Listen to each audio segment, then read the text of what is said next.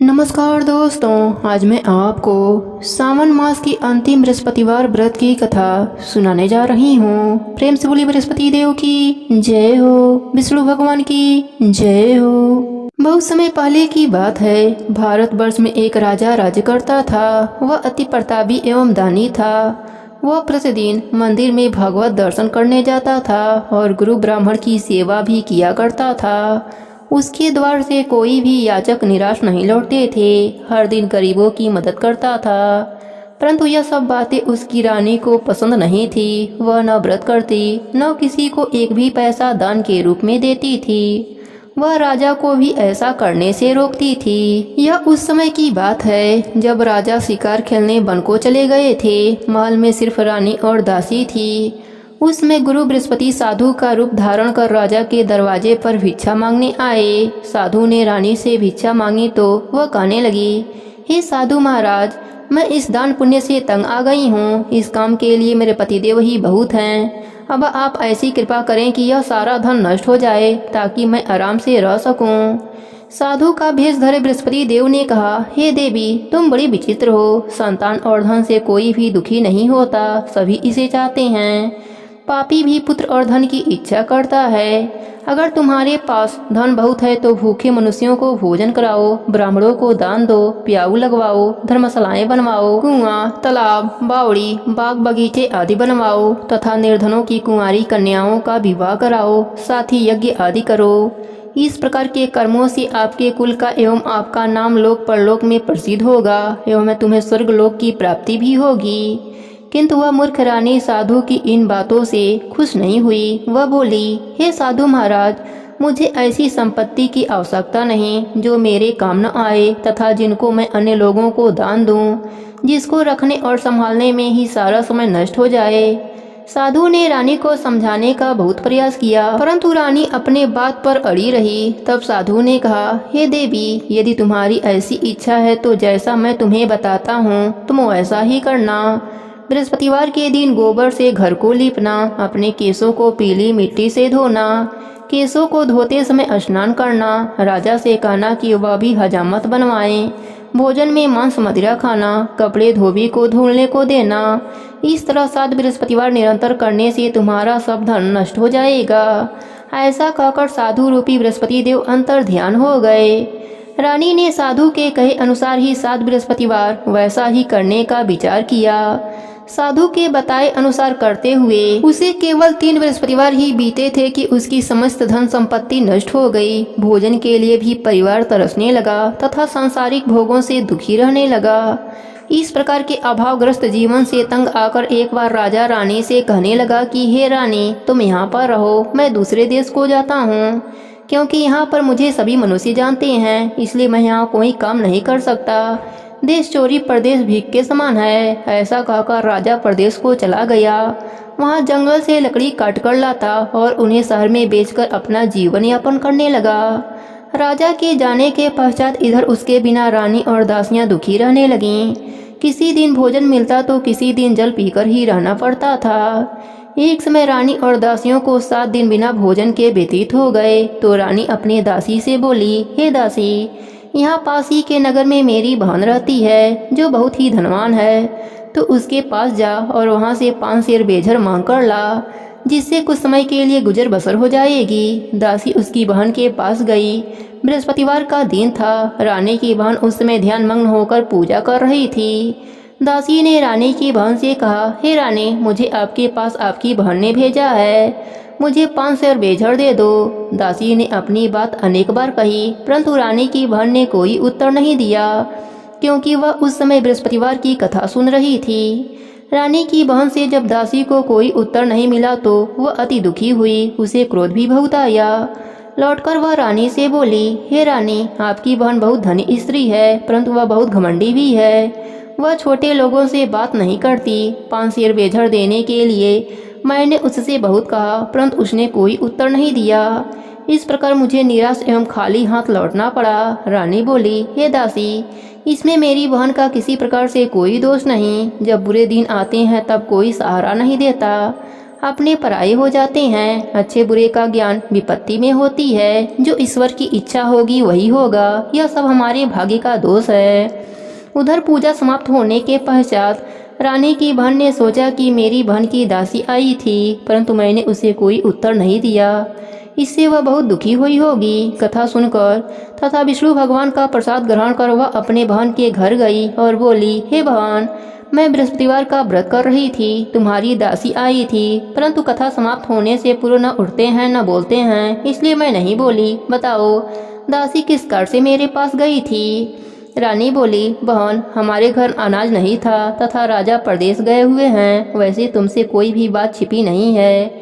इस कारण मैंने दासी को तुम्हारे पास 5 सेर बेझर लेने के लिए भेजा था। इस पर रानी की बहन बोली, हे बहन, बृहस्पति भगवान सबको मनवांछित फल देते हैं। देखो, शायद तुम्हारे घर के किसी कोने में अनाज रखा हो। यह सुनकर रानी की दासी घर के अंदर गई तो वहाँ एक घड़ा भेजर का भरा हुआ मिला। उसे बड़ा आश्चर्य हुआ, क्योंकि उसके अनुसार घर का एक एक बर्तन अन्य से खाली था।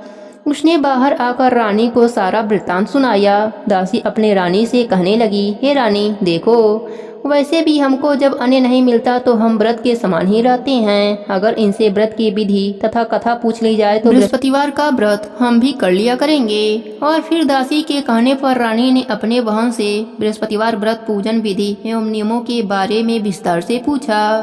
उन्होंने बताया, जो बृहस्पतिवार के व्रत में चने की दाल और मुनक्कों से विष्णु भगवान का केले के जड़ में पूजन कर दीपक जलाता है, पीला भोजन करता है, पीले वस्त्र धारण करता है तथा प्रेम पूर्वक बृहस्पति भगवान का कथा सुनता है, तो इस प्रकार करने से गुरु भगवान उस भक्त से प्रसन्न होते हैं, अन्य धन पुत्र देते हैं, मनवांछित मनोकामना पूर्ण करते हैं। फिर व्रत एवं पूजन की विधि बताकर रानी की बहन अपने घर लौट गई। तत्पश्चात रानी और दासी दोनों ने निश्चय किया कि बृहस्पति देव भगवान का व्रत एवं पूजन जरूर करेंगे। 7 दिन पश्चात जब बृहस्पतिवार का दिन आया तो दोनों ने व्रत किया। घुड़सवाल में जाकर चना और गुड़ बिल लाई और उसकी दाल बनाकर केले के जड़ में विष्णु भगवान का पूजन किया। अब पीला भोजन कहाँ से आए, यह सोचकर दोनों बड़ी दुखी हुईं, परंतु उन्होंने व्रत किया था, इसलिए बृहस्पति देव भगवान उनसे प्रसन्न थे। एक साधारण व्यक्ति के रूप में वह 2 थाली में सुंदर पीला भोजन लेकर आए और दासी को देकर बोले, हे दासी, यह भोजन तुम्हारे और रानी के लिए है, तुम दोनों इसे ग्रहण करना। दासी भोजन पाकर अति प्रसन्न हुई और रानी से बोली, हे रानी, भोजन कर लो। रानी को भोजन के विषय में कुछ नहीं पता था, इसलिए वह दासी से बोली, जा तू ही भोजन कर ले, क्योंकि तू व्यर्थ में ही हमारी हंसी उड़ाती है। दासी बोली, हे रानी, एक व्यक्ति भोजन देकर गया है। रानी बोली, वह भोजन तेरे लिए ही देकर गया होगा, इसलिए तू ही भोजन कर। दासी ने कहा, हे रानी, वह व्यक्ति हम दोनों के लिए 2 थाली में भोजन देकर गया है, अतः मैं और आप दोनों ही साथ साथ भोजन करेंगे। फिर दोनों ने गुरु भगवान को धन्यवाद एवं नमस्कार कर भोजन प्रारंभ किया। उसके बाद से दोनों प्रत्येक बृहस्पतिवार को गुरु भगवान का व्रत एवं पूजन करने लगे।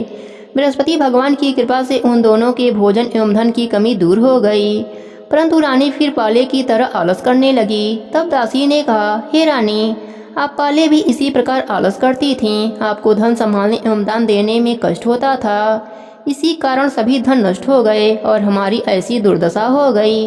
अब गुरु भगवान की कृपा से धन मिला है तो आपको फिर से आलस हो रहा है। बड़े कष्टों के बाद आपने यह धन पाया है, इसलिए आपको दान पुण्य करना चाहिए। भूखे मनुष्यों को भोजन कराओ, ब्राह्मणों को दान दो, प्याऊ लगवाओ, कुआं, तालाब, बावड़ी आदि का निर्माण कराओ, कुंवारी कन्याओं का विवाह करवाओ, मंदिर पाठशाला बनवाकर दान दो।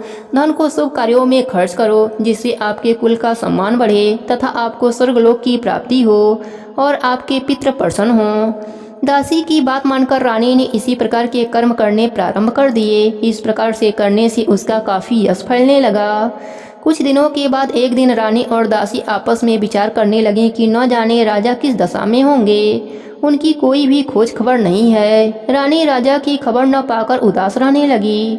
गुरु भगवान से उन्होंने प्रार्थना की और भगवान ने रात्रि में राजा को सपने में दर्शन देकर कहा, हे राजा, उठ, तेरी रानी तुझको याद करती है, अब अपने देश को लौट जा। राजा प्रातःकाल उठा। वह सोचने लगा कि मैं किस प्रकार से रानी के पास खाली हाथ जाऊंगा। मेरे पास तो कुछ भी नहीं, स्त्री जात खाने और पहनने के ही साथी होती हैं, और प्रभु की आज्ञा मानकर वह अपने नगर को चलने को तैयार हुआ। प्रदेश में राजा बहुत दुखी रहता था। प्रतिदिन जंगल से लकड़ी बीनकर लाता और उसे शहर में बेचकर अपने दुखी जीवन को बड़ी कठिनाई से व्यतीत करता था। एक दिन राजा दुखी होकर अपने पुराने दिनों को याद करके रोने लगा। उस जंगल में बृहस्पति देव एक साधु का रूप धरकर आए और राजा से बोले, हे लकड़िहारे, तुम इस बिरियान जंगल में किस चिंता में बैठे हो, मुझे बतलाओ। यह सुनकर राजा की आंखों में आंसू भर आए और वह साधु को प्रणाम करके बोला, हे प्रभु, आप सब कुछ जानने वाले हैं। इतना कहकर राजा ने साधु को अपनी समस्त व्यथा सुना दी। तब साधु रूप में गुरु भगवान राजा से बोले, हे राजन, तुम्हारी पत्नी ने बृहस्पतिवार के दिन बृहस्पति देव का अपमान किया था, जिसके कारण तुम्हारी यह दुर्दशा हुई है। अब तुम किसी भी प्रकार का चिंता मत करो। अब तुम बृहस्पतिवार का व्रत करके चने की दाल व गुड़ जल के लोटे में डालकर केले का पूजन करो, फिर कथा कहो या सुनो। भगवान तुम्हारी सभी इच्छाओं की पूर्ति करेंगे। साधु के वचन सुनकर राजा बोला, हे प्रभु, मुझे लकड़ी बेचने के पश्चात इतना धन भी नहीं बचता कि भोजन करने के उपरांत कुछ भी बचा सकूं। मैंने रात्रि में अपने रानी को व्याकुल एवं व्यथित देखा है। मेरे पास कोई साधन नहीं जिससे उसका समाचार भी जान सकूं। इसके अतिरिक्त मैं बृहस्पति देव की कथा भी नहीं जानता हूँ, जिसे कहकर या सुनकर मैं व्रत धारण कर भगवान बृहस्पति देव का पूजन कर सकूं। साधु ने कहा, हे राजा, तुम किसी भी बात का चिंता मत करो। बृहस्पतिवार के दिन तुम नित्य की भांत लकड़ियां लेकर शहर में जाओ। तुम्हें रोज से दुगुना धन की प्राप्ति होगी, जिससे तुम भली भांत भोजन कर लोगे तथा गुड़ एवं चने का प्रसाद खरीद कर बृहस्पति देव का पूजन भी कर सकते हो। बृहस्पतिवार की कहानी इस प्रकार से है। प्राचीन समय में एक बहुत ही निर्धन ब्राह्मण रहता था। उसके कोई भी संतान न थी। ब्राह्मण नित्य पूजा पाठ करता। वह स्वभाव से दयालु तथा धार्मिक विचारों वाला व्यक्ति था, परंतु उसकी पत्नी बहुत मालिनता के साथ रहती थी। वह न तो स्नान करती थी और न ठीक से कार्य करती थी। अपने पत्नी की ऐसी आदत के कारण ब्राह्मण देवता बहुत ही दुखी रहते थे। वह अपने पत्नी को बहुत समझाते, किंतु उसका कोई भी परिणाम न निकलता। भगवान की कृपा से ब्राह्मण की स्त्री को कन्या उत्पन्न हुई। वह कन्या ब्राह्मण के घर में बड़ी होने लगी। वह बालिका प्रातः काल ही स्नान करके विष्णु भगवान का जप करती, बृहस्पतिवार का व्रत भी करने लगी। पूजा पाठ समाप्त कर पाठशाला जाती तो अपने मुट्ठी में जौ भर कर ले जाती और पाठशाला जाने के रास्ते में डालती जाती। भगवान बृहस्पति देव की कृपा से वही जौ सोने के हो जाते तो लौटते समय उनको बीनकर घर ले आती। एक दिन वह बालिका सूप में उन सोने के जौ को फटक कर साफ कर रही थी। तभी उसकी माँ ने उसे देखा और कहा, हे बेटी, सोने के जौ को फटकने के लिए सूप भी तो सोने की होनी चाहिए।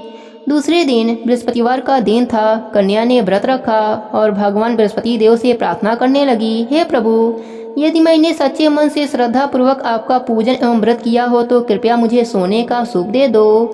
बृहस्पति देव ने उसकी प्रार्थना स्वीकार कर लिया। नित्य की भांति वह कन्या जौ फैलाती हुई पाठशाला चली गई। पाठशाला से लौटकर जब वह जौ बीन रही थी तो बृहस्पति भगवान की कृपा से उसे सोने की सूप प्राप्त हुई। उस सोने के सूप को वह घर ले आई और उसमें जौ साफ करने लगी, परंतु उसकी माँ का आचरण वैसा ही रहा। एक दिन वह कन्या सोने के सूप में जौ साफ कर रही थी। उसी समय अचानक उस नगर का राजकुमार वहां से होकर निकला। कन्या के रूप एवं कार्य को देखकर राजकुमार कन्या पर मोहित हो गया। राजमहल लौटकर राजकुमार अन्न और जल त्याग कर उदास होकर लेट गया। राजा को जब अपने पुत्र द्वारा अन्न जल त्यागने का समाचार मिला तो वह अपने मंत्रियों के साथ राजकुमार के पास गए और बोले, हे बेटा, तुम्हें किस बात का दुख है? किसी ने तुम्हारा अपमान किया है अथवा कोई और कारण है? मुझे बताओ, मैं वही करूँगा जिससे तुम प्रसन्न हो जाओ। राजकुमार ने अपने पिता की बातें सुनी तो वह बोला, आपकी कृपा से मुझे किसी भी प्रकार का कष्ट नहीं है।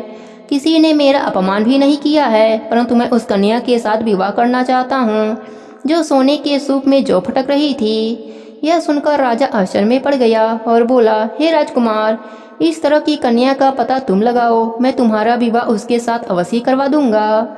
तब राजकुमार ने प्रसन्न होकर राजा को उस ब्राह्मण कन्या के घर का पता बताया। राजा के आदेश पर मंत्री उस कन्या के घर गए और राजा का आदेश ब्राह्मण को कह सुनाया। कुछ ही दिन बाद ब्राह्मण कन्या का विवाह राजकुमार के साथ हो गया। घर से कन्या के विदा होते ही उस ब्राह्मण के घर में पहले की तरह निर्धनता वास करने लगी। अब भोजन के लिए अनाज भी बड़ी मुश्किल से मिलती थी। एक दिन दुखी होकर ब्राह्मण देवता अपने बेटी से मिलने गए। बेटी पिता की ऐसी अवस्था को देखकर अत्यंत दुखी हुई और उसने अपने माँ का समाचार पूछा। ब्राह्मण ने पुत्री को सभी हाल कह सुनाया। पुत्री ने अपने पिता को बहुत सा धन देकर विदा कर दिया। इस प्रकार ब्राह्मण का कुछ समय सुखपूर्वक व्यतीत हुआ, लेकिन धन समाप्त होने के बाद स्थिति पहले की तरह हो गई। ब्राह्मण फिर अपने पुत्री के यहाँ गया और उससे सभी हाल कह सुनाया। पुत्री बोली, हे पिताजी, आप अपने साथ माताजी को यहाँ लाओ, मैं उन्हें यह विधि बता दूंगी जिससे दरिद्रता दूर हो जाए। ब्राह्मण देवता अपने पत्नी को साथ लेकर राजमहल अपनी पुत्री के पास पहुँचे तो पुत्री अपनी माँ को समझाने लगी, हे माँ, तुम सुबह उठकर सर्वप्रथम स्नान आदि करके भगवान विष्णु का पूजन किया करो तो सब निर्धनता दूर हो जाएगी। परंतु उसकी माँ ने उसकी एक न मानी। वह सुबह उठकर सर्वप्रथम अपने पुत्री का बचा हुआ जूठन खा लेती थी। एक दिन उसकी बेटी को अपने माँ पर बहुत गुस्सा आया। उसने एक रात एक कोठरी से सारा सामान निकलवाकर अपने माँ को उसमें बंद करा दिया। प्रातः कोठरी से अपने माँ को निकालकर तथा स्नान आदि करा के पूजा पाठ करवाया तो उसकी माँ की बुद्धि ठीक हो गई। इसके बाद वह प्रतिदिन पूजा पाठ करती और प्रत्येक बृहस्पतिवार का व्रत भी रखने लगी। इस व्रत के प्रभाव से उसकी माँ भी अत्यंत धनवान तथा पुत्रवती हो गई और बृहस्पति देवता की कृपा से वृद्धा अवस्था में मृत को प्राप्त कर स्वर्गलोक को गई।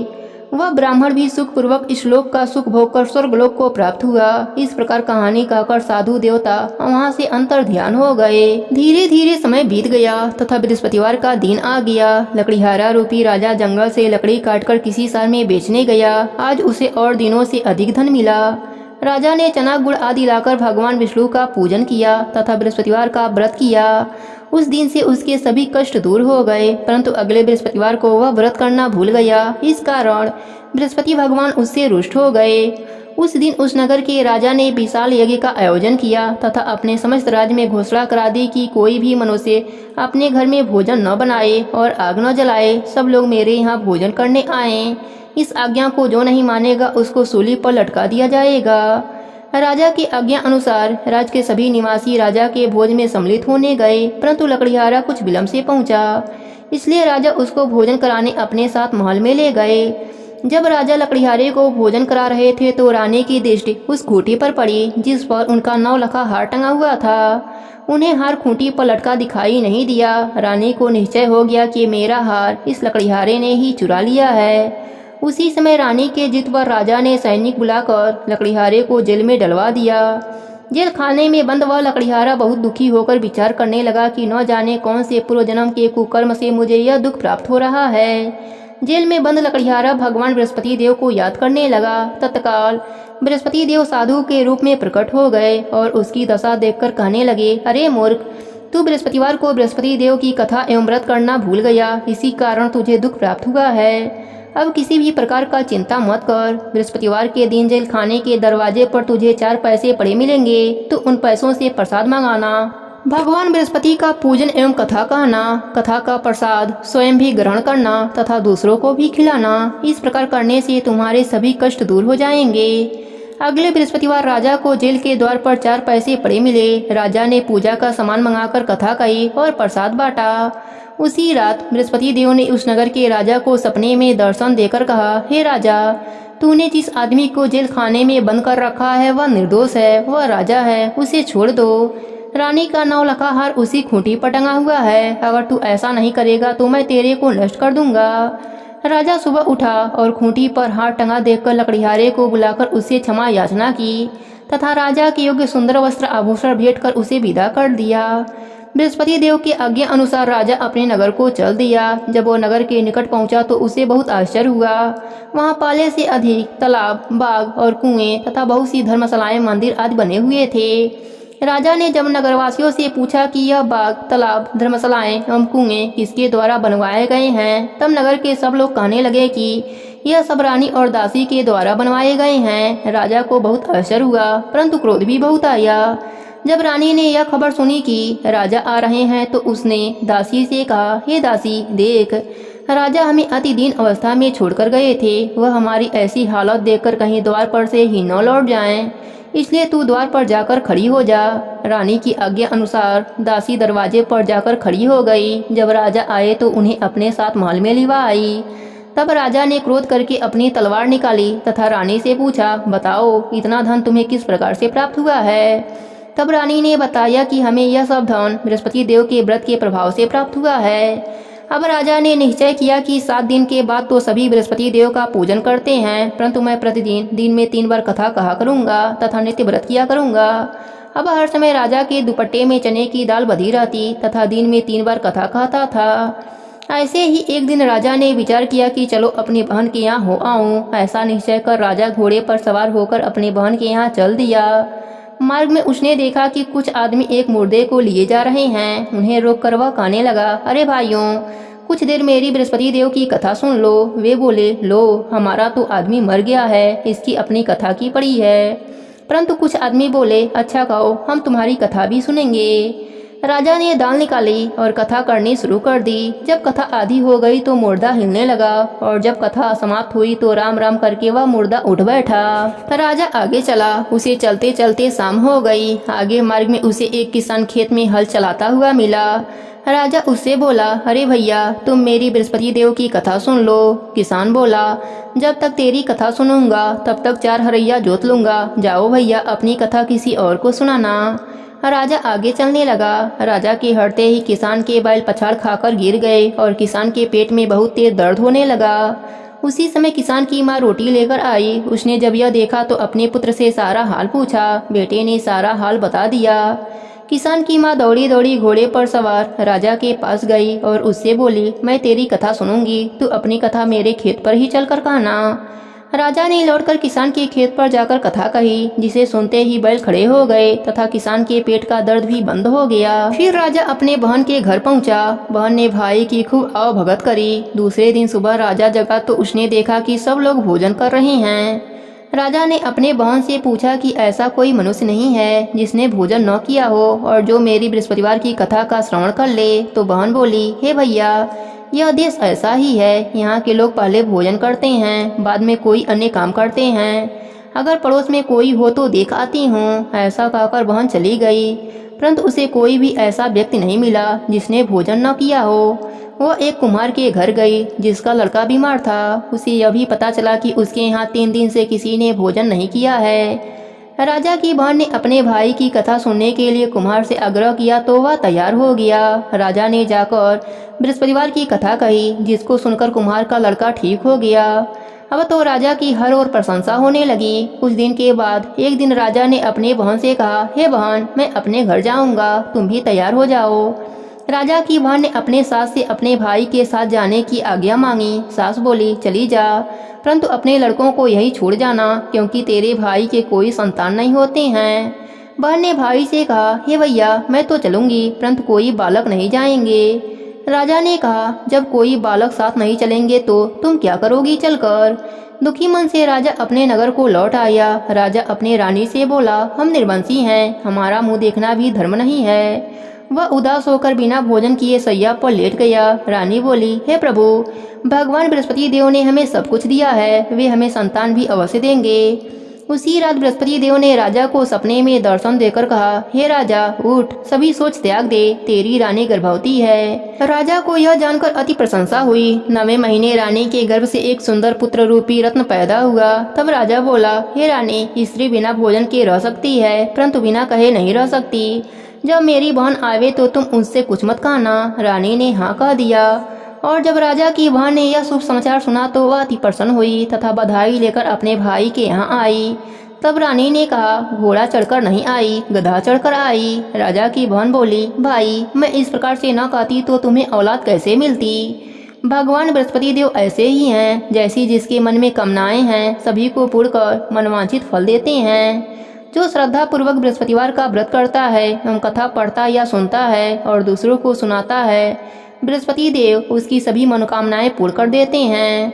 बृहस्पति देव उसकी सदैव रक्षा करते हैं। जैसे राजा और रानी ने बृहस्पति देव की कथा का गुणगान किया, उनकी सभी इच्छाएं बृहस्पति देव ने पूरी कर दी। इसलिए सबको कथा कहने अथवा सुनने के बाद बृहस्पति भगवान का प्रसाद ग्रहण करना चाहिए तथा सच्चे मन एवं भावना से भगवान बृहस्पति देव का मनन करते हुए उनकी सदा जय जयकार करनी चाहिए। प्रेम से बोलिए बृहस्पति देव की जय हो, विष्णु भगवान की जय हो।